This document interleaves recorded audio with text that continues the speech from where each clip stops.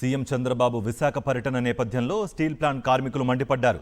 Steel ప్లాంట్పై Chandrababu తన వైఖరిని స్పష్టం చేయాలని డిమాండ్ చేశారు. వారు పార్లమెంటు లోపల ఒక మాట, విశాఖలో మరో మాట మాట్లాడుతున్న కేంద్ర మంత్రి కుమారస్వామి వైఖరిని ఖండించాలన్నారు.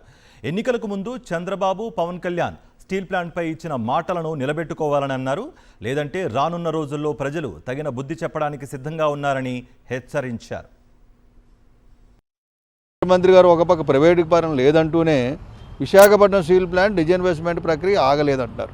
అంటే 2021 జనవరి 27వ తేదీ నిన్న ఏం తీసుకున్నారు, 100% అమ్మేస్తాము అని ఒకసారి ప్రకటన చేశారు. తర్వాత మార్చి 8వ తేదీన నిర్మలా సీతారామన్ ఇంకో ప్రకటన చేశారు.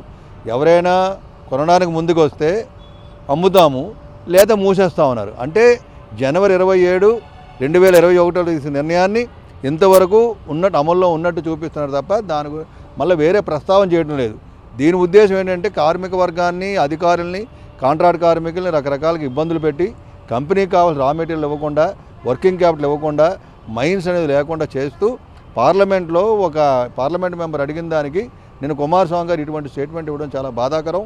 ఇవన్నీ ఏంటంటే దీన్ని బట్టి కేంద్ర ప్రభుత్వం తాలూకా ఎత్తుగడ అర్థమవుతుంది. స్పష్టమైన ప్రకటన చేయాలా, మేము విశాఖపట్నం స్టీల్ ప్లాంట్ని ఎట్టి పరిస్థితుల్లో ప్రైవేటు పరం చేయమని చెప్తూనే డిజిన్వెస్ట్మెంట్ ప్రక్రియ కూడా నిలుపుదల చేశామని చెప్పేటువంటిది స్పష్టమైన ప్రకటనలు చేయాలని చెప్పి మేము డిమాండ్ చేస్తున్నాం.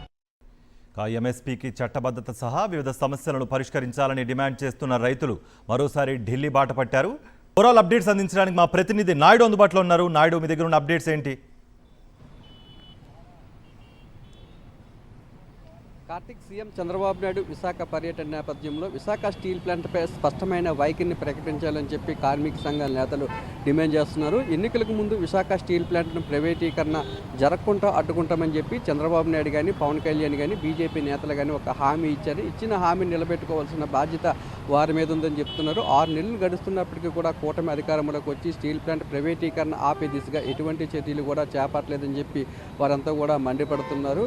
విశాఖ స్టీల్ ప్లాంట్ సందర్శన వచ్చినప్పుడు కేంద్ర ఉక్కు శాఖ మంత్రి కుమారస్వామి విశాఖ స్టీల్ ప్లాంట్ను కాపాడుతాము, 2 నెలల సమయం నాకు ఇవ్వండి, గతంలో ఏ విధంగా అయితే స్టీల్ ప్లాంట్ ఉండేదో అదే విధంగా తాను తయారు చేస్తానని చెప్పి ఒక హామీ ఇచ్చారని, మళ్ళీ పార్లమెంట్ సమావేశాలు జరిగే సమయంలో విశాఖ స్టీల్ ప్లాంట్ ప్రైవేటీకరణ జరుగుతుందని చెప్పి మాట మార్చారని, ప్రస్తుతం జరుగుతున్న పరిస్థితిని చూస్తుంటే విశాఖ స్టీల్ ప్లాంట్ ప్రైవేటీకరణ జరిగే విధంగానే కనిపిస్తుంది. కాబట్టి చంద్రబాబు నాయుడు ఎన్నికలకు ముందు ఇచ్చిన హామీని నిలబెట్టుకోవాల్సిన బాధ్యత ఆయన మీద ఉందని చెప్పి కార్మికులంతా కూడా డిమాండ్ చేస్తున్నారు. లేదంటే రానున్న రోజుల్లో ఈ ఉద్యమాన్ని మరింత ఉధృతం చేస్తామని చెప్తున్నారు.